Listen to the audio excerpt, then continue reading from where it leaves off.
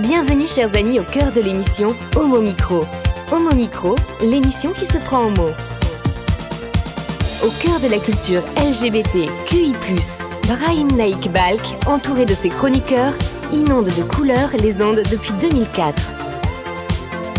L'aventure continue avec cette nouvelle émission qui commence maintenant.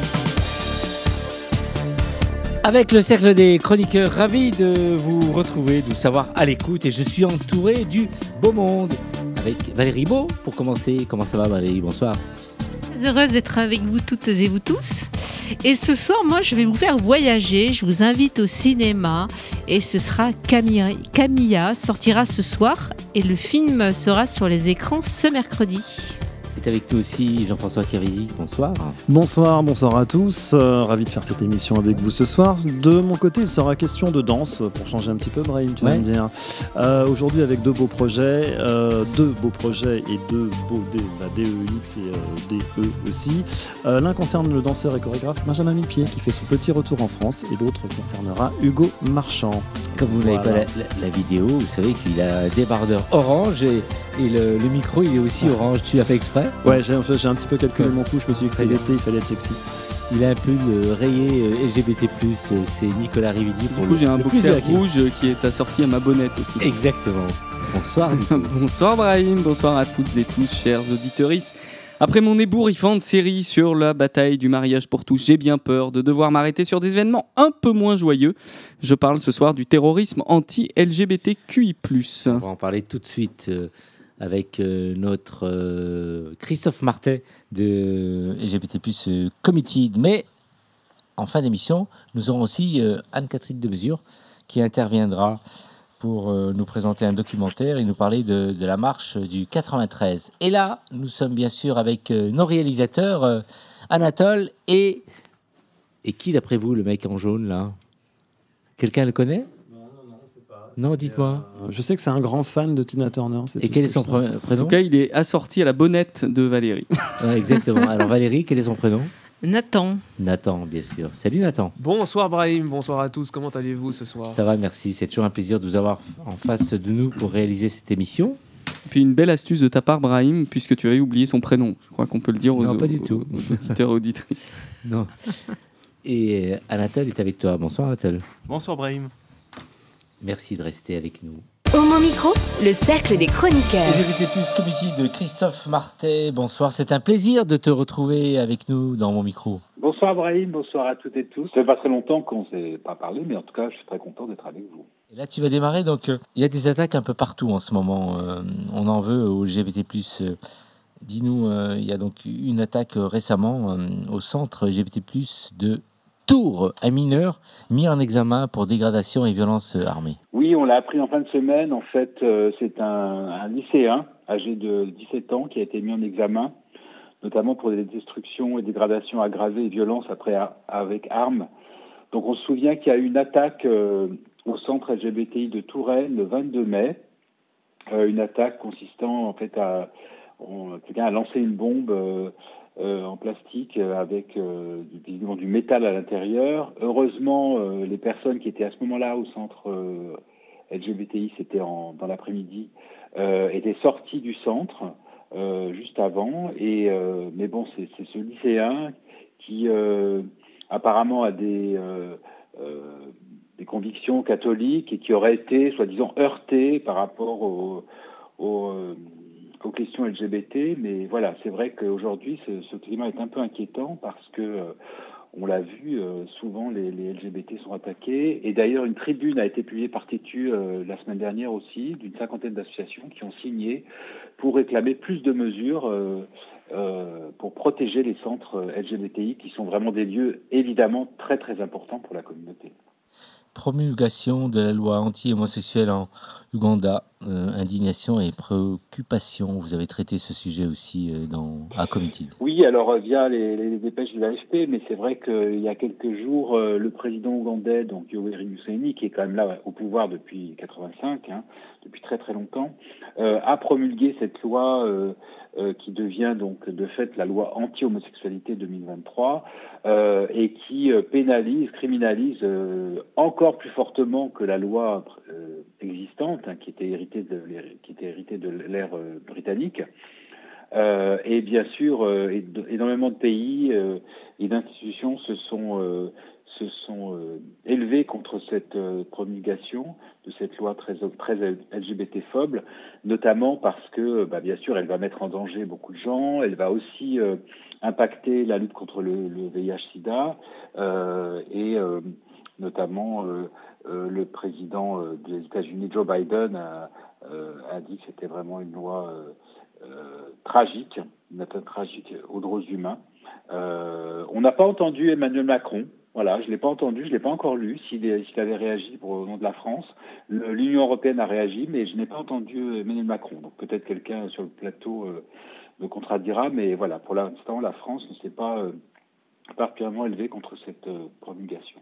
On pas entendu aussi également. Peut-être qu'il va réagir suite à ton intervention ce soir au Mon Micro. Je ne sais pas, mais bon. En Turquie, la communauté LGBT+, est préoccupée quand même par la victoire d'Erdogan. Oui, parce que alors c'est vrai qu'il y a quelques semaines, les sondeurs, si on écoutait la radio, on se disait peut-être que l'opposition a une chance de l'emporter en Turquie, mais non, c'est Erdogan, le président islamo-conservateur qui est à nouveau au pouvoir, enfin qui continue d'être au pouvoir, parce que ça fait 20 ans qu'il est au pouvoir, d'abord en tant que Premier ministre, puis maintenant en tant que président.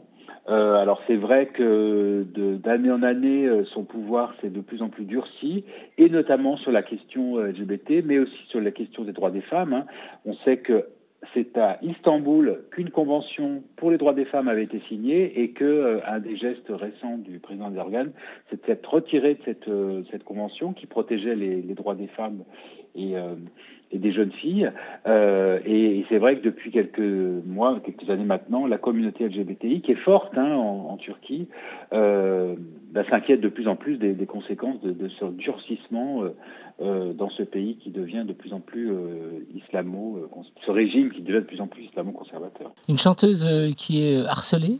C'est la chanteuse Oshi, on la connaît bien, Oshi, une chanteuse ouvertement lesbienne, et elle a été énormément harcelée il y a quelques années après avoir chanté et avoir embrassé sur scène une de ses musiciennes, qui n'avait pas plu à des centaines et des milliers de personnes sur Internet qui l'ont harcelée, notamment en meute sur les réseaux sociaux, sur Twitter en particulier. Et un seul internaute a été condamné à 8 mois d'emprisonnement, dont 6 avec sursis, pour avoir donc harcelé la chanteuse Oshi. Alors j'ai vu sur les réseaux sociaux, encore une fois, les messages de comité où certains trouvaient que c'était pas beaucoup. C'est clair qu'un seul internaute inculpé et condamné, ça fait pas beaucoup par rapport aux centaines, aux milliers de personnes qui ont harcelé Oshi et qui, évidemment, continuent aussi, même si elle s'est éloignée des réseaux sociaux à cause de ça en partie. Et là, qu'est-ce que tu nous proposes comme sujet ? Eh bien, il y a aussi, j'ai interviewé en fin de semaine dernière, Kid Ismail, qui est donc jury de Drag Race France. Donc Drag Race France, vous voyez, c'est ce grand concours de drag queen qui a eu un énorme succès pour la saison 1, et la saison 2 va revenir. Donc ça, on ne peut qu'en s'en réjouir, parce que je voulais quand même terminer justement sur un peu une note joyeuse. Justement, donc Kid Ismail, lui, il considère aussi que ce programme est important parce que c'est un programme, comme il le dit, qui est fait par nous, pour nous, à propos de nous, et qui se termine sur une note de joie. C'est vrai que là, on a eu beaucoup de mauvaises nouvelles, mais ce jeu, cette émission, permet aussi de découvrir tout un pan de notre histoire et de notre vitalité et de l'activité de la communauté LGBTQIA+, qui est aussi joyeuse et qui permet à la fois de se divertir tout en réfléchissant et tout en promouvant des messages justement de joie et de bonheur et d'énergie. Merci pour cette bonne note, et c'est un espoir quelque part de terminer par ton intervention là. Et si tu pouvais nous dire un peu les marches qui ont lieu un peu dans le mois de juin, c'est donc la semaine. C'est vrai que oui, tu as raison Brahim, mais cette année j'ai compté, je crois qu'il y a 83 marches en tout pendant la saison qui a commencé quasiment au mois de mars et qui se terminera au mois de septembre. Je crois que la dernière ça va être Limoges en septembre, il me semble. Voilà, on a une vitalité quand même du mouvement LGBTI qui est vraiment réconfortante. Il y avait la Pride des banlieues, donc on a couvert ça samedi dernier, qui était très très joyeuse. J'y étais, je ne sais pas si vous y étiez autour de la table, mais en tout cas, moi j'ai trouvé ça super, avec beaucoup de monde, à Saint-Denis, dans le 93 donc. Et puis, il y a tout un programme que vous pouvez retrouver sur le site de Committed. La marche de Paris, elle est programmée quand ? Samedi 24 juin. Samedi 24 juin. Et plein de marches un peu partout en France. Committed a l'occasion de voyager un peu en visitant d'autres marches ? Non, c'est vrai que malheureusement, je ne peux pas trop bouger, mais on suit ça de loin, mais en même temps de près, avec le cœur aussi. Merci Christophe pour ton intervention et on te dit à très vite dans mon micro. À très bientôt et Merci. Bonne émission. Bye bye. À bientôt, au revoir. Au revoir. Et on poursuit avec Valérie Beau. J'écris ton nom et c'est le nom de... Alors, c'est le nom de Camilla. Camilla sortira ce soir. Alors, c'est le 4e long métrage de la réalisatrice argentine Inés María Barrionuevo, qui pour ce film s'est entourée d'une équipe où les femmes sont majoritaires. Voici le synopsis. Camilla, une adolescente de 17 ans, au caractère bien trempé, vient vivre à Buenos Aires avec sa mère et sa sœur dans l'appartement de sa grand-mère hospitalisée. Sa mère est une femme active, à l'emploi du temps serré. Les deux sœurs s'adaptent à leur nouvel environnement. Camilla, nommée en fait Camille par ses amis, sa famille, intègre un lycée privé traditionnaliste où elle doit, dans ce milieu hostile, se faire une place auprès de ses nouveaux camarades. Là, on plonge dans cet univers strict où la politique et tout féminisme doivent rester à l'extérieur. Camille est une adolescente qui se découvre en même temps qu'elle découvre son nouveau monde. À l'école, jupe longue et comportement calme, strict. Le soir, tenue décontractée et libre. C'est un puissant long métrage sur l'émancipation et la découverte de soi. La comédienne qui interprète Camilla, Nina Dziembrowski, est d'une beauté sculpturale, intemporelle. Elle a ce visage d'une Vénus de Praxitèle. Mystérieuse et déterminée, nous accompagnons Camille. On se demande vers quel chavirement va nous entraîner le film. Ses nouveaux camarades de classe se révèlent queer au moment privé. C'est un va-et-vient entre un environnement hostile et celui qui nous ressemble. LGBT, libre, qui aime la vie, qui danse, qui se livre au charme de la nuit. Il y a aussi régulièrement cette chambre interdite d'une grand-mère dont on ne sait peu de choses. Mais les explorations de Camille nous livrent des indices qui nous inspirent des questionnements. Mais ne croyez pas que je vais tout vous dire ce soir. Le film est un film sur sa liberté d'être soi. Camille sort avec un garçon, elle est fascinée par une fille, et plus. Et qui s'en étonne ? Il n'y a pas de tabou. Sa mère, à force d'absence, gère comme elle peut la vie de ses filles. Elle est convoquée au lycée, elle est mère, elle n'en est pas moins femme. Féministe, elle a cette intelligence d'écouter et de comprendre. C'est un film sur les liens qui unissent les générations de femmes qui prennent possession de leur vie. Camille va plus loin, elle a de l'audace, elle ose, idéaliste, sans être utopiste, car elle mêle au principe l'action qui brise les chaînes. L'image est travaillée avec la musique, les scènes sensuelles sont d'une fabuleuse beauté. Enfin, un film offert avec une telle recherche plastique, des effets créatifs, simples, justes, une intensité spontanée. C'est un hymne à la vie. Et Camilla sortira ce soir, et même elle ressortira. C'est un film positif à prendre possession de nos vies. Le film a déjà été primé, on ne s'en étonnera pas. Il a reçu le prix Liberté au festival Chéri Chéri et a reçu une mention spéciale du jury au festival latino de Toulouse. Après le film que j'ai eu le bonheur de découvrir en avant-première, Camille nous accompagne. Et on a, nous aussi, envie de sortir. Alors vraiment, un seul conseil, courez le voir dès mercredi en salle. Et dans toutes les salles ou... Alors écoutez, suivez l'actualité. Je pense qu'à MK2, j'ai cru comprendre qu'il le diffusait. Mais cherchez, j'espère qu'il va être le plus largement diffusé. C'est un film qui fait du bien, qui va de l'avant, qui n'est pas non plus, on va dire... simpliste, au contraire. Il a un rythme où on accompagne Camille pas à pas et c'est absolument passionnant. Nicolas, tu irais voir ce film ? Oh bah oui, si j'ai l'occasion. Et puis, oui, bien sûr. Ouais. Jean-François? Ah, moi, absolument. Mais en plus, la façon dont Valérie nous raconte les choses, moi, je suis déjà dans le film avant Ouais. d'avoir vu. Je trouve ça assez formidable. Ouais. Bravo à toi. Et j'essaie de ne vous révéler pas grand-chose, hein, Ouais, ouais. parce que sinon, C'est ça qui est bien. ce serait trop dommage. On espère un jour recevoir dans mon micro le réalisateur, les acteurs, les actrices. Alors j'ai pourquoi essayé, hein, mais la Ouais. réalisatrice là était pas en France, mais sinon, voilà, ils savent qu'ils sont invités et ce sera un plaisir. pas. Un film absolument à voir. Merci Valérie. Ta prochaine chronique, c'est autour d'un livre. Oui, alors on invitera donc une autrice qui a fait un travail absolument remarquable sur la littérature de Moniz Wittig et c'est aux éditions X. Ce sera dans 15 jours, Ouais. 3 semaines. Merci Valérie.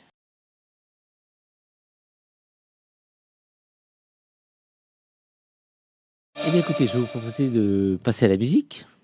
Et là, bien sûr, Nathan, en face de nous, va nous présenter une très très grande artiste, moi que j'ai adoré, que j'ai aimé, et qui nous a quittés malheureusement. Tout à fait, Brahim. Ce soir, j'ai envie de parler et surtout, j'ai envie de rendre hommage à cette grande artiste qui est Tina Turner. Elle est née Anne May Bullock le 26 novembre 1939 à Nutbush, dans le Tennessee. Tina Turner a connu une enfance difficile, marquée par la pauvreté et la violence domestique. Cependant, sa passion pour la musique a été son échappatoire et sa voie vers le succès. Elle a commencé sa carrière en tant que chanteuse dans un groupe musical Kings of Rhythm où elle a attiré l'attention de Ike Turner, le guitariste et chef du groupe. Tina et Ike ont formé un duo musical et ont connu un succès modéré avec des titres tels que A Fall in Love ou encore River Deep, Mountain High. Cependant, leur relation personnelle était tumultueuse, marquée par des abus physiques et émotionnels. Elle a eu 2 enfants avec Ike et a souffert physiquement et moralement pendant que Monsieur s'amusait à fanfaronner avec d'autres femmes. Après des années de mariage toxique, Tina a finalement eu le courage de le quitter et de recommencer à zéro sa vie. Et sa vie personnelle, ainsi que sa musique. Elle change drastiquement dans les années 80 et c'est là où sa carrière solo, donc de Tina Turner, va vraiment décoller. Elle a sorti l'album Private Dancer en 1984 qui a connu un succès fulgurant grâce à des tubes tels que What's Love Got to Do With It, mais aussi le titre Private Dancer. L'album lui a valu 4 Grammy Awards et a établi Tina Turner comme une force incontournable de la musique. Ce succès a été suivi d'une série de hits mondiaux, notamment Simply the Best, We Don't Need Another Hero, The Best, bref, j'en passe. Tina a conquis le monde entier avec sa voix unique, sa présence scénique captivante et sa capacité à transmettre des émotions pures à travers sa musique. Elle est devenue une icône de la scène rock et soul, une artiste qui a transcendé les genres et les générations. Au-delà de sa carrière musicale, Tina Turner est également un exemple de résilience et de force. Elle a surmonté de nombreux défis personnels et a trouvé la paix et le bonheur dans sa vie après la musique. Elle a partagé son parcours dans son autobiographie I, Tina, où elle a raconté son histoire avec honnêteté et courage, inspirant des milliers de personnes à persévérer, à se battre pour leur bonheur. Aujourd'hui, Tina Turner est une légende vivante. Même si elle a pris sa retraite en scène, de la scène en 2009, son héritage d'ailleurs perdure. Sa musique continue de toucher les cœurs et les âmes et son impact sur l'industrie musicale reste indéniable. Tina Turner a ouvert la voie à de nombreuses artistes féminines et a prouvé que rien n'est impossible si on en croit en soi et que l'on travaille dur pour réaliser ses rêves. Bref, Tina Turner est bien plus qu'une artiste. C'est une icône du rock et de la soul, un symbole de la femme libre de toute contrainte qui a montré la voie, avec un X, et la voix, avec un E, à d'autres futures grandes artistes. Coucou Janet Jackson. Oui. Enfin, avant de conclure, je vais vous laisser en musique, je vais vous parler de mon souvenir sur Tina Turner. En 2018, je suis parti faire un voyage à Londres et j'étais allé voir justement un musical. Il y avait un musical sur Tina Turner qui s'appelait Tina, The Musical, et qui a raconté d'ailleurs la vie de Tina Turner que justement on avait vu. J'ai été époustouflé par la beauté et aussi le storytelling. Tout ce qu'il y avait à l'intérieur, c'était magnifique à écouter et à voir. Et puis surtout, ça m'a rappelé à quel point aussi Tina Turner était une artiste incroyable et formidable. Et qu'aujourd'hui, sans elle, je pense que beaucoup d'artistes féminines n'auraient jamais existé. Alors, ainsi, nous allons reprendre le fameux album qui lui a donné 4 Grammy, qui s'appelle Private Dancer, et on écoute tout de suite la chanson Private Dancer.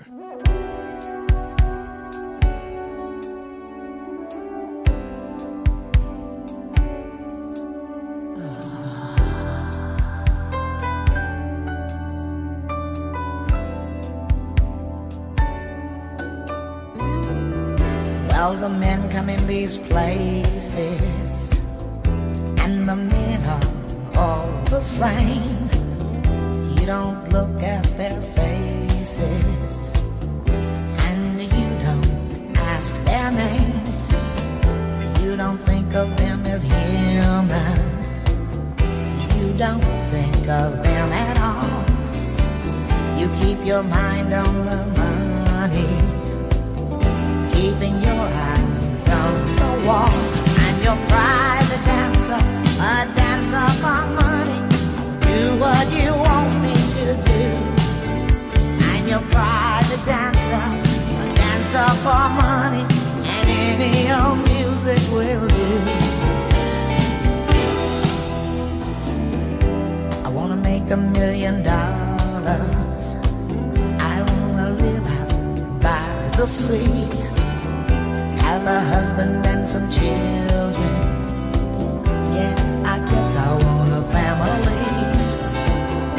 All the men come in these places, and the men are all the same.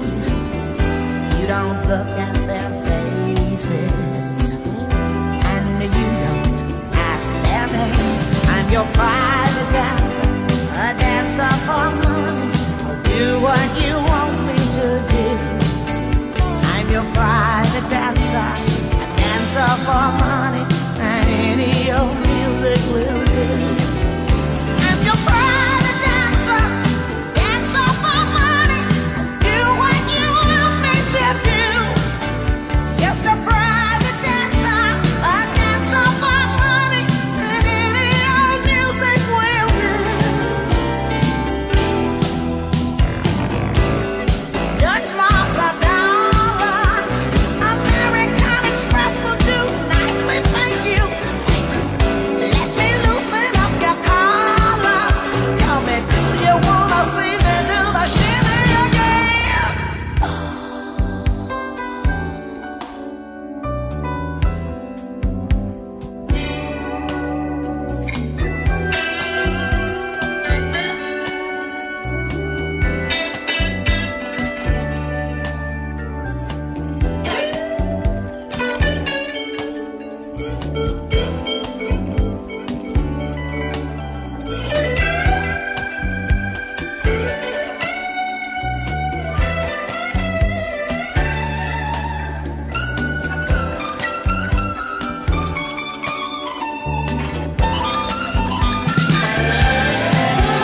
I'm your private dancer, a dancer for money. I'll do what you want me to do. I'm your private dancer, dancer for money, and any old music will do. I'm your private dancer, dancer for money. I'll do what you want me to do. I'm your private dancer, a dancer for money, and any old music will do. I'm your private dancer, dancer for money.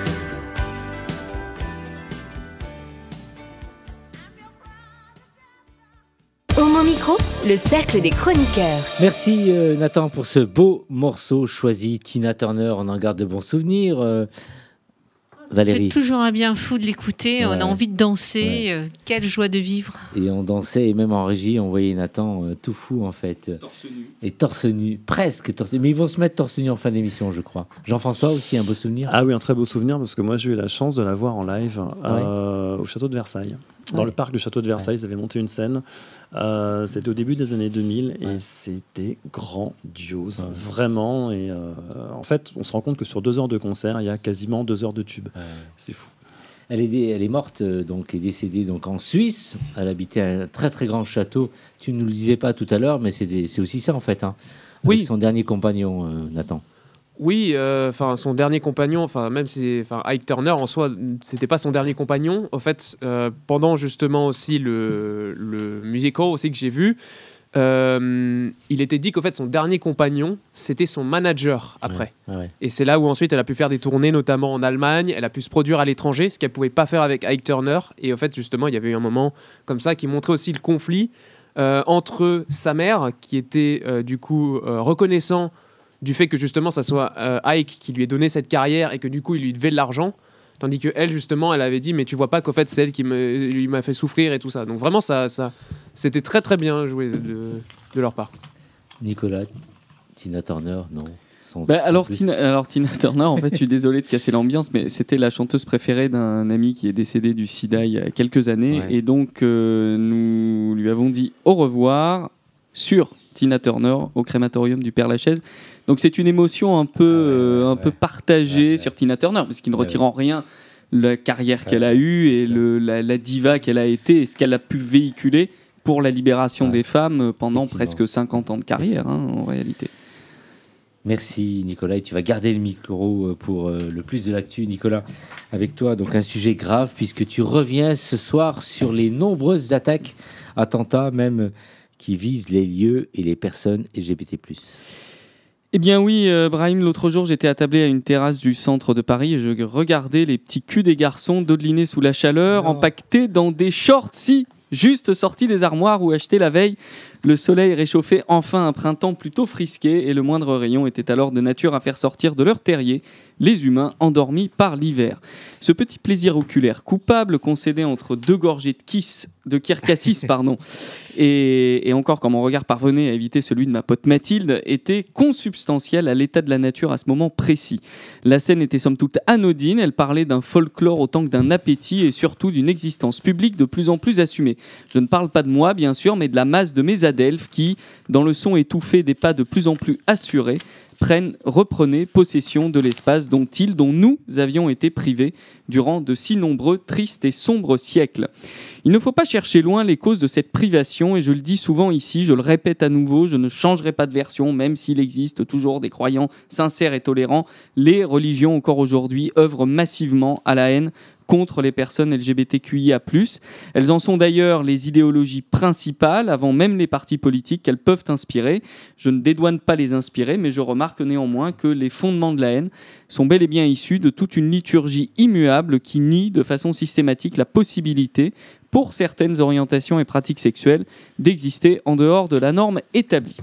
C'est avec ce bagage aussi minimaliste qu'étriqué que des milliards d'enfants sur Terre entrent dans leur vie d'adulte. Alors bien sûr, tous ne deviennent pas de parfaits connards homophobes, mais les graines sont là et attendent alors des auspices plus favorables pour germer. En matière de terreau favorable pour les pires saloperies, l'engagement politico-religieux se pose comme un modèle du genre. Si notre société, scarifiée par le terrorisme islamiste, a tendance à l'oublier, le terrorisme chrétien ou catholique n'est pas en reste. De Utoya à Christchurch en passant par Orlando et maintenant Tours en France, ces lieux ont été la cible de militants d'extrême droite imbibés de religion et de morale religieuse. Leurs ordres sont pourtant incertains et il semble y avoir une différence avec les groupes terroristes organisés. Elle réside dans cette apparente action solitaire. C'est vrai, les médias racontent ensuite d'ailleurs ces histoires d'autant plus incroyables que le voisinage complice nous assure, même après l'horreur de la gentillesse extrême et de la discrétion subtile de ce célibataire endurci, se meurt de mort. Il n'est pas le temps ici de brosser un portrait psychologique de ces gens.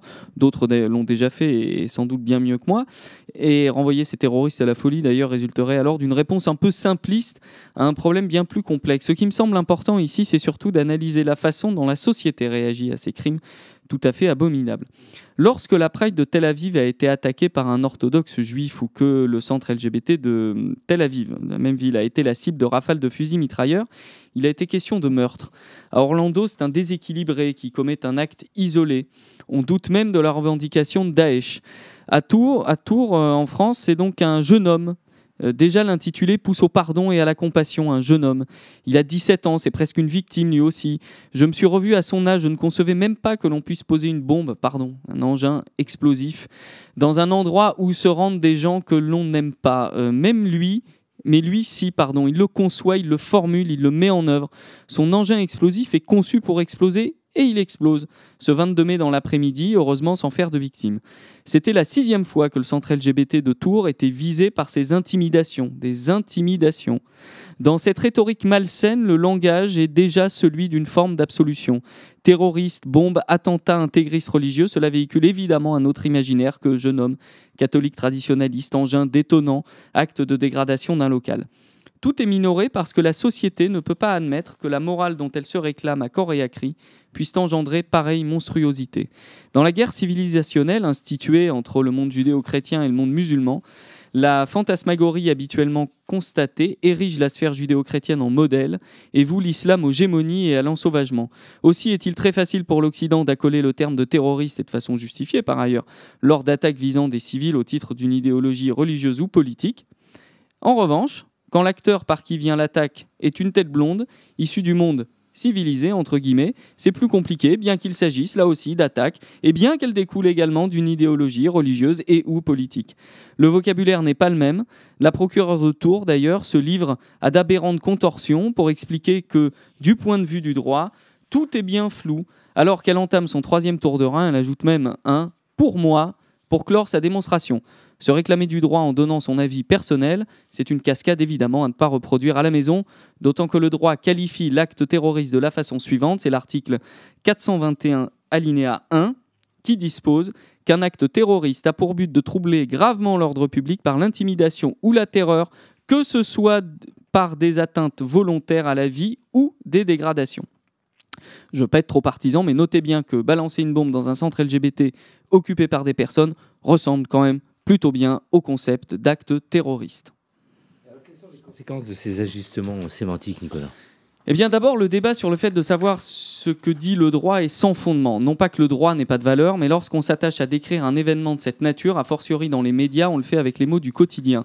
Des mots qui véhiculent aussi un sens et qui chargent de fait l'événement relaté. Ensuite, même si l'on considère de façon erronée qu'il ne s'agit que de cosmétique, le choix des termes reste néanmoins de nature à troubler la réception que le public a de l'événement. Un attentat aura peut-être pour effet de dégrader un local, mais dégrader un local ne porte pas la même signification et la même gravité qu'un attentat. En diminuant la portée politique et collective de tels actes, parce que n'oublions pas que ces actes sont pensés et formalisés par d'autres que ceux qui les commettent, en diminuant la portée politique et collective de tels actes, donc les médias et politiques qui s'abandonnent à un champ lexical tempéré organisent dans le même temps l'acceptation de tels actes par la société. Et ça, c'est gravissime. Le message véhiculé avec l'attentat perpétré par un terroriste de 17 ans se réclamant de l'intégrisme catholique, seulement décrit comme l'attaque par un jeune homme de 17 ans à l'aide d'un engin détonnant, revient à dire « Ne vous inquiétez pas, ce sont des pédales, ce n'est pas si grave ». Ouais. Et le plus de l'actu ce soir? Parmi les 10 derniers attentats déjoués par les services de renseignement français, 7 étaient le fruit de l'extrême droite, 2 provenaient de thèses complotistes et 1 était rattaché à une idéologie d'extrême gauche. À l'échelle européenne, entre 2010 et 2020, on remarque la même tendance avec une écrasante majorité d'attentats déjoués organisés au motif d'idéologies ethno-nationalistes et séparatistes. Il n'y a pas de surprise, tout est écrit noir sur blanc dans les livres dont les religions abreuvent la jeunesse et tout est dit dans les idéologies moisies, sorties des cerveaux malades de quelques bigots salaces qui fleurissent avec l'apparence de la bienveillance. Il n'y a pas de surprise, à la fin, on crève. Oui. Valérie, ça te fait réagir. Merci. Alors malheureux, c'est terrible d'en avoir arrivé à dénoncer tout ça. Quand tu as fait tes chroniques ainsi, j'ai envie d'applaudir parce que j'ai envie de te dire merci. Merci de trouver les mots, merci de ton analyse. Et effectivement, même on l'écoute, le centre LGBT de Tours, je l'ai entendu. Effectivement, qu'on a dit, les termes. À un moment, je me dis non mais et puis la vie court. Et effectivement, ça fait du bien de remettre les pendules à l'heure et voir effectivement cette manipulation et cette hypocrisie, parce qu'on est dans une société où finalement on fait quand même des lois, on a un discours de dire on lutte contre les LGBT-phobies, etc., etc. Et ce qui est terrible en plus, c'est que je crois que l'attentat a eu lieu pendant que pratiquement, c'était le jour où on avait une émission, c'était un lundi, je crois. J'ai appris ça le soir en rentrant chez moi. Et le jour du Memorial Day d'Harvey Milk. Ouais. Donc voilà, c'est même pas de l'intimidation, c'est terrifiant, c'est avec une volonté de nous tuer, parce que et puis c'est minimisé. Alors c'est d'une hypocrisie incroyable et une manipulation d'opinion. Donc merci de ton esprit juste, je ne vais même pas dire critique, parce que oui, critique de ce qu'on nous sert dans les cervelles pour nous ramollir, mais nous résistons. Jean-François. Mais Valérie a très bien dit les choses. Le gros plus, c'est que Nicolas nous fait ça avec en plus beaucoup d'humour, Oui. une plume très chouette, acerbe, toujours juste. Et je trouve ça génial. C'est vrai que ça sert énormément parce qu'il ne faut pas se laisser abattre quand même. Donc c'est vrai que la façon de le dire et de le raconter est quand même très important. Moi, j'ai une petite anecdote qui en dit assez long sur l'esprit un peu infusé en ce moment, qui fait que effectivement, comme tu disais, pour conclure, c'est des pédales, c'est pas grave. C'était la nuit blanche samedi dernier et j'étais avec un ami, on passait, je me souviens plus de la rue, enfin c'était du côté du, je vais citer un nom, ça se fait pas, mais le Champ des Voyennes qui était un restaurant, mais Oui. voilà, dans cette rue-là, je me souviens plus du nom de la rue, donc voilà, et on a entendu tout d'un coup deux gars qui se baladaient et puis il dit, y en a un qui dit à son pote, non mais qu'est-ce qu'on fait là? Il y a que des PD, t'as pas vu là? Mais sur ce ton-là, et on s'est arrêté, on a regardé les gars, d'autres ont fait comme nous parce que c'était, je pense, volontairement provocateur. Et les gars nous ont fusillé du regard. Ce qui veut dire qu'ils avaient eu un vrai fusil. Je pense qu'il n'aurait pas été d'une. J'extrapole, mais il n'aurait pas été d'une amabilité ni d'une courtoisie totale. Et j'ai trouvé. Alors, on n'a pas su si c'était vraiment une provocation gratuite, histoire de faire chier le monde, quoi, ou si c'était vraiment innocent. On ne sait pas. Mais j'ai pas senti quelque chose de très engageant. Ouais. Voilà. Vous les avez invités à prendre un verre, non?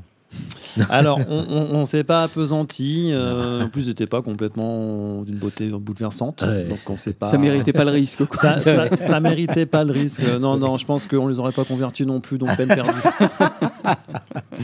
C'est vrai, donc il faut toujours lutter, combattre. Hein.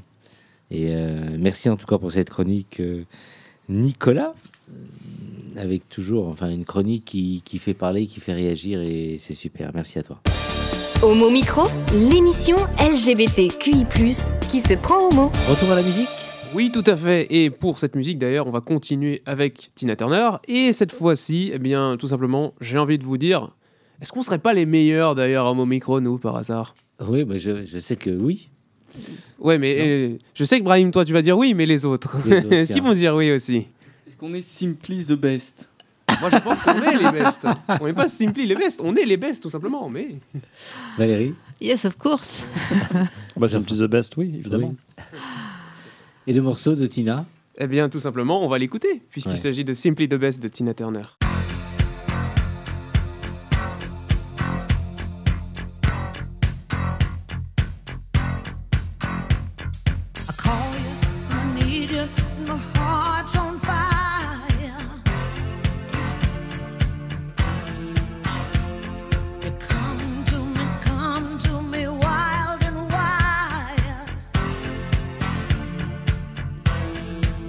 You come to me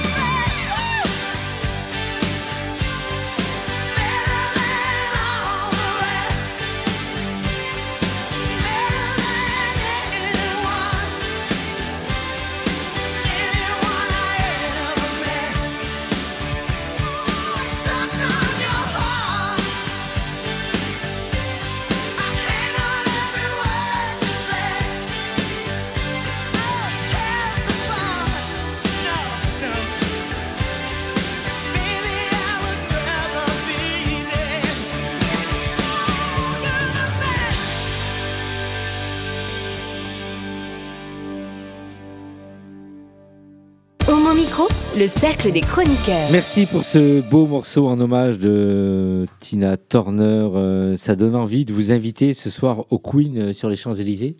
Il a Vous pas venez avec fermé moi? Il a Oui. pas fermé? Ah, Non. ah bon? On Je le réouvre. pensais qu'il Sinon, était pour toujours On nous. le réouvre un peu. Sinon, je crois que le hein. dépôt réouvre. Ah, c'est vrai, Pas la même ambiance. Non. Ah. C'est chaud aussi. C'est le moment de retrouver Culture et vous avec Jean-François Kérisik. Ah, eh bien, oui, j'allais dire ravi de vous retrouver, mais je l'ai déjà dit, donc je sais pas, je prends la marche, je prends le train en marche. On va parler aujourd'hui de Benjamin Millepied et de Hugo Marchand. On va commencer par Benjamin Millepied, qui, on le rappelle, est un danseur, chorégraphe, mais aussi, et c'est nouveau pour nous, réalisateur de cinéma. Il signe son grand retour artistique en France avec son film Carmen, qui est inspiré de l'histoire, comme on sait, de Prosper Mérimée, qui date de 1847. Mis en opéra et en musique 27 ans plus tard par Georges Bizet. Tout ça reste très français, opéra extrêmement connu. Carmen a été adapté aussi au cinéma, faut pas l'oublier, par Chaplin, par Jean-Luc Godard et par Francesco Rossi. Je ne sais pas si je fais bien l'accent. Merci. Avec l'incendiaire Julia Miganes Johnson qui jouait une Carmen plus vraie que nature. Elle était magnifique, elle était somptueuse. C'est à peu près le dernier film dont on se souvient. Et donc Benjamin Millepied nous a concocté une Carmen belle, incendiaire, contemporaine, mexicaine. Melissa Barrera, que je ne connais pas, qui est l'actrice qui incarne Carmen au cinéma, est vraiment parfaite.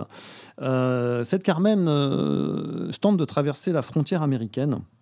Et elle est sauvée par un jeune Marines qui la sauve de la police américaine en tuant l'un des siens. Donc là, ça devient le drame absolu. Ils sont obligés de fuir tous les deux. Et cette fuite les lie, mais à jamais. C'est-à-dire qu'ils sont amoureux l'un l'autre. Et c'est très, très compliqué parce qu'ils ont deux tempéraments complètement différents et deux cultures aussi, bien sûr, complètement différentes. Ils fuient à Los Angeles, où la tante de Carmen les accueille dans son club de danse, bien sûr, et va s'en suivre une histoire d'amour colossale entre les deux. Ce qui est intéressant, c'est que c'est ancré quand même dans une grande réalité politique, voire géopolitique. Le film de Benjamin Millepied est donc une pure merveille. J'ai eu la chance de le voir en avant-première. Ça vaut vraiment le coup. C'est dansé, interprété, joué à merveille. C'est d'une réalisation somptueuse. La lumière californienne et la lumière mexicaine se marient très très bien. Benjamin Millepied est un réalisateur hors pair. Franchement, il a vraiment tous les talents. Voilà, et la musique n'est pas signée Bizet. C'est quand même la chose à signaler. Elle est signée d'un certain Nicolas Britell, qui est un compositeur de musique de film, qui a notamment fait la musique de la série Succession, pour ceux qui connaissent. Voilà, et c'est absolument formidable. Ça sort le 14 juin, donc j'ai pris un peu d'avance, mais il faut absolument que tout le monde aille voir ce film parce que c'est vraiment son petit chef-d'œuvre, son chef-d'œuvre, mais c'est son premier film, donc il a fait tellement de chefs-d'œuvre que voilà, c'est à ranger parmi les autres. Et je précise quand même que Benjamin Millepied est le fondateur du LA Dance Project, qu'il fait il fera sa rentrée à Paris avec le Paris Dance Project, qui est une déclinaison du LA Dance Project, qui s'intéressera en fait évidemment à la danse et qui ouvrira la danse aux jeunes qu'il va essayer de former, parce qu'il n'y a pas que l'Opéra de Paris, il y a aussi d'autres lieux chorégraphiques, et il a envie de créer une compagnie en France sur le modèle de celle qu'il a créée il y a aujourd'hui à peu près une dizaine d'années. Ouais. Voilà, donc c'est une passerelle entre la France et la Californie. Et voilà, je précise aussi, pour finir sur Benjamin Millepied, qui sera le 7 et 8 juillet avec le pianiste Alexandre Tarot pour son grand retour en tant que danseur. Il y a très longtemps qu'il n'a pas tenu la scène. Moi, j'y serai, je ne sais pas vous, mais je vous engage à y aller. Tu peux nous inviter? Je peux vous inviter, absolument. Ouais. On va tous squatter le premier rang du théâtre des Champs-Élysées. Tu vas maintenant nous parler d'un grand danseur étoile qui fait parler de lui, Jean-François. Absolument. Je vais vous parler, pour terminer sur la danse, de Hugo Marchand, qui est danseur étoile à l'Opéra de Paris, qui est un énorme danseur, au même titre que toute sa génération. Je pense à Germain Louvet, je pense à Guillaume Diop, qui vient de créer une association qui s'appelle Hugo Marchand pour la danse, qui a pour but de proposer de la danse, du ballet classique ou contemporain, dans toute la France, pour que tout le monde puisse en apprécier la beauté. C'est pas évident de rentrer en contact avec l'univers de la danse. C'est souvent dans des lieux clos. Dans des opéras, il y en a plusieurs en France, il y a Strasbourg, il y a Nice, il y a Paris évidemment, il y a Dijon. Mais c'est pas pour autant que les gens vont spontanément à l'opéra, d'une part parce qu'il y a le prix bloc déjà, et puis parce qu'il faut s'y rendre, et ça n'est pas tous les jours facile. Donc il a décidé de créer cette association en tirant parti des lieux mythiques de la France, comme les châteaux, comme les salles, comme les cours. On pense à la cour des papes en Avignon. Et il a décidé de demander à ses amis danseurs de participer de temps en temps, de sillonner la France et de venir présenter des extraits du Lac des Cygnes, des extraits de Roméo et Juliette, des extraits de ballets célèbres qui ne sont pas forcément ceux que tout le monde irait voir. L'initiative a très bien fonctionné. Le prix des places, tenez-vous bien, est de 13 €. Qui va voir des danseurs exceptionnels pour 13 €? Il n'y en a pas beaucoup. Donc je salue Hugo Marchand pour cette initiative parce que c'est vraiment extraordinaire. Donc il y a la participation évidemment de Germain Louvet, Marc Moreau, Léonore Bollac et de bien d'autres artistes. Donc maintenant les danseurs n'hésitent plus à aller au-devant des spectateurs. Ce ne sont plus les spectateurs qui viennent et je trouve ça magnifique de vraiment populariser tout ça. Ce qui est intéressant, c'est que cette génération-là, la génération des jeunes danseurs aujourd'hui, des trentenaires, n'hésite pas à sortir un peu des lieux sacralisés. Je trouve ça formidable, parce qu'il n'a pas toujours été le cas. On voyait un petit peu, dans les années 70, il y avait quelques danseurs qui apparaissaient en télé. Aujourd'hui, ils vont carrément donner du sens à leur métier, et je trouve ça absolument brillant. Donc c'est une association que l'on peut saluer. Si vous voulez plus d'infos, il vous suffit d'aller sur Hugo Marchand pour la danse. Ils ont un site Instagram qui est extrêmement bien fait. Il y a aussi un hashtag qui s'appelle les étoiles au château, parce qu'évidemment, en France, il y a beaucoup de châteaux, évidemment, il y a beaucoup d'espace, et évidemment, danser dans un château, quoi de mieux, toujours pour 13 €. Danser, c'est votre truc, Valérie, Nicolas? Danser, c'est la vie, ça fait du bien, mais la danse, cette création chorégraphique, oui, ça transporte, c'est une esthétique au corps, un dialogue. C'est quelque chose que j'ai découvert il y a quelques années. Et effectivement, ça a été une révélation. Mais tu me rappelles que je n'y vais pas assez. Donc, oui, tes propositions m'interpellent. Et la danse, pour toi, Nicolas, c'est... Alors déjà, à titre personnel me concernant, je pense qu'il faut savoir trouver les limites de son talent. Donc, je danse probablement extrêmement mal. Par contre, j'ai toujours été un peu hermétique à la danse. Et...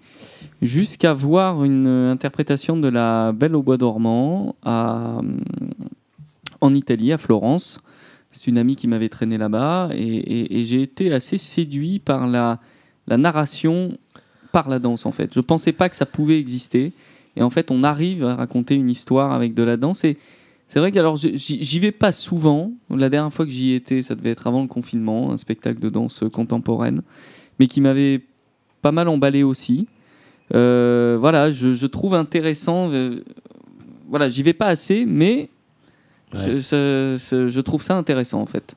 Voilà. Il me semble que tu m'avais déjà dit, Nicolas, que tu avais beaucoup de difficultés à aller voir un spectacle de danse, mais c'est peut-être le moment d'y retourner. Mais oui, peut-être. Il n'y a pas de limite au talent, tu sais. Non, mais je parlais de moi comme danseur. Mais voilà, mais c'est intéressant. Et puis la façon dont tu en parles, ça rend la chose vivante. Moi, je trouve assez intéressant que tu appuies sur deux exemples qui remettent la danse finalement au cœur de la culture populaire, qu'elle a sans doute quitté pendant pas mal de temps pour devenir un truc un peu élitiste, comme le jazz d'ailleurs. Hein. Le jazz, c'est devenu un truc très... dans certains cadres, c'est devenu un truc très élitiste, alors qu'à la base, c'est quand même des choses qui sont des choses du peuple. Le jazz, à la base, c'est une musique populaire. La danse était aussi beaucoup un art de rue. Les saltimbanques. Ça a été un art de rue jusqu'au Moyen-Âge. Ça a été récupéré par la cour de Louis XIV. C'est devenu un art de cour.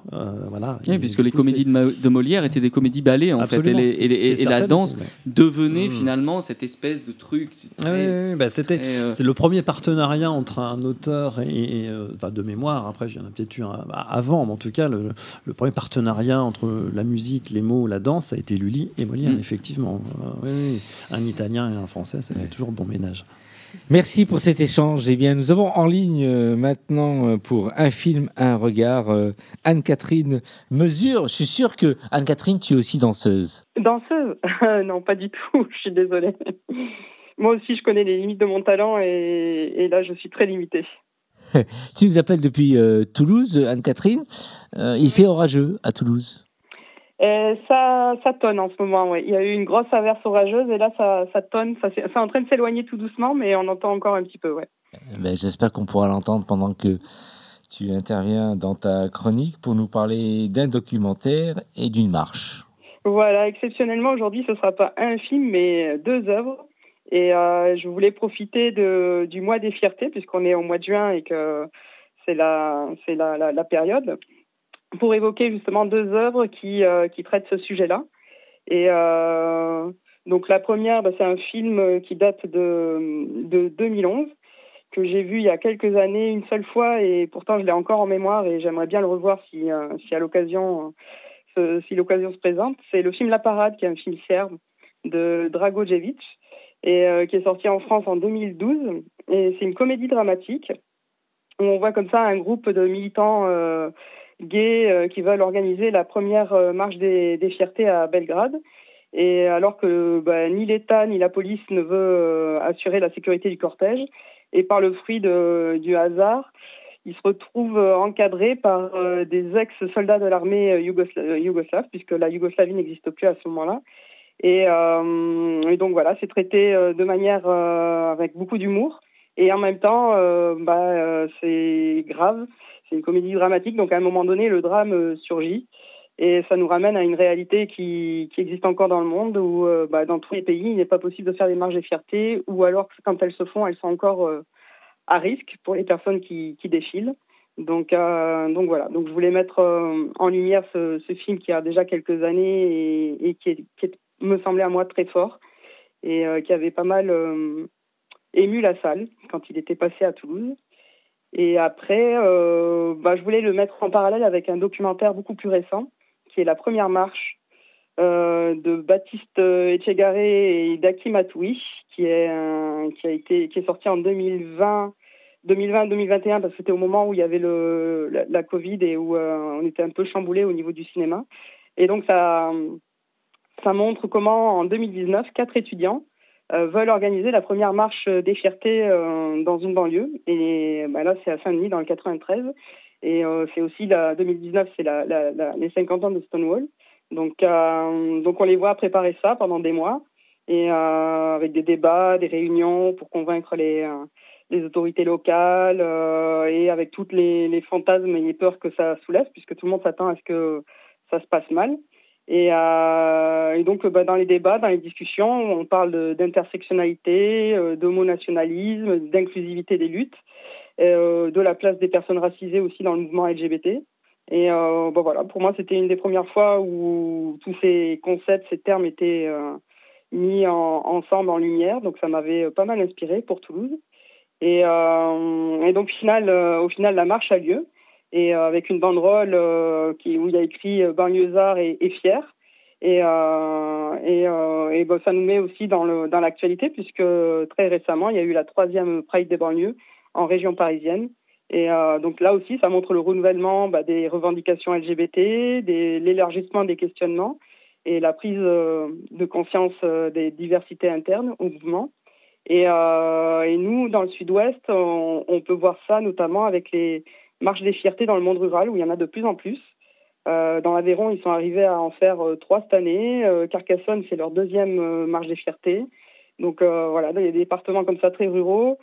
Il y a maintenant des collectifs qui s'organisent, qui montent leur propre marche, et qui, comme ça, deviennent aussi, s'approprient leur propre territoire et deviennent indépendants des villes, puisqu'autrefois, ils étaient obligés de venir à Toulouse ou Montpellier, dans les grandes villes, pour faire les marches. Et maintenant, ils peuvent rester dans leur territoire et les organiser, quoi. Donc pour moi, c'est une belle perspective. Saint-Gaudens aussi, ils ont organisé une marche le week-end dernier. Oui, bien sûr. Rural, je n'ai pas été exhaustif, tu as raison. Et dans le Gers, à Mont-Marsan, en Lozère, vraiment, il y en a partout maintenant. Donc c'est très chouette. C'est bien, toutes ces marches un peu partout. Il n'y a pas que Paris, bien sûr, heureusement d'ailleurs. Hein. Et le milieu rural, on n'en parle pas souvent. Mais on n'en parle pas assez. Et puis c'est une appropriation non seulement du territoire, mais aussi de leurs propres problématiques, parce que ils subissent pas les mêmes discriminations, les mêmes situations que dans le milieu urbain. Donc c'est bien que ça remonte, quoi. Donc que ça se dise, que ça soit pris en compte. Donc et ça, vraiment, depuis 3 ans, là, j'en vois mais plein dans des départements où il n'y en avait pas du tout, où des fois il n'y a même pas d'assaut, c'est des collectifs qui se montent. Donc c'est très créatif, autonome, un peu pas totalement underground, mais quelque chose de très très nouveau, quoi. Donc, Valérie. c'est bien. C'est une façon aussi, pourquoi pas, d'être au courant et d'aller faire du tourisme et de manifester. Ouais. Et en Italie, j'ai remarqué le même phénomène aussi. Même dans des petites villes, il y a une plus grande visibilité. Ouais. Donc- Oui, moi je trouve ça particulièrement intéressant parce que vraiment autrefois ils étaient obligés de s'équiper, de faire du covoiturage, etc. pour venir jusqu'à Toulouse et là maintenant ils arrivent quand même à réunir parfois quelques milliers de personnes dans des petites villes et on s'y attend vraiment pas donc et puis c'est pas des one shot quoi, c'est pas quelque chose qu'ils font une fois dans l'Aveyron. À Villefranche, là, je crois que c'est la 3e année qu'ils le font. Donc vraiment, c'est quelque chose qui s'ancre. Et maintenant, avec des soirées entières où après, il y a un moment festif et tout. Donc je trouve que c'est bien quoi, qu'ils arrivent à être complètement indépendants et autonomes dans leur créativité et dans leur organisation, quoi. Pour finir, Valérie. Il y a aussi les LGBT qui sont dans la rue, mais aussi beaucoup les alliés. C'est-à-dire qu'on est tous ensemble pour une même cause. Et sur ces territoires, c'est très important. Oui, et puis quand on sait que dans le monde rural, le sentiment d'isolement est plus grand, plus fort, c'est particulièrement symbolique et important qu'ils arrivent justement à s'organiser et à faire des moments où toute génération arrive à se regrouper et à se mettre en commun pour faire quelque chose. Donc c'est vraiment, je trouve, une belle perspective et un renouvellement vraiment, parce qu'on était habitué à ce que dans les grandes villes, il y ait les marches traditionnelles, etc. Et là, on peut voir en région parisienne, c'est la banlieue qui se l'approprie. Dans le reste de la France, c'est le monde rural. Donc je trouve que ça amène vraiment un renouvellement des questions et ça montre la richesse aussi quand même des thématiques internes, quoi. Merci Anne-Catherine pour cette intervention. À très vite dans mon micro. C'est fini pour ce soir. Au revoir Valérie. Au revoir Jean-François. Au revoir Brahim. Salut Nico. Salut tout le monde. Au revoir les deux réalisateurs Anatole et Nathan. Au plaisir de vous retrouver pour une prochaine émission. Lundi 12 juin. On vous embrasse. En attendant, Ciao, ciao. prenez soin de vous. Ciao, ciao. Hey! Oh non! Cette émission est maintenant terminée. Mais un conseil, retrouvez l'ensemble des podcasts d'Homo Micro, l'émission qui se prend au mot, sur toutes les bonnes plateformes de streaming.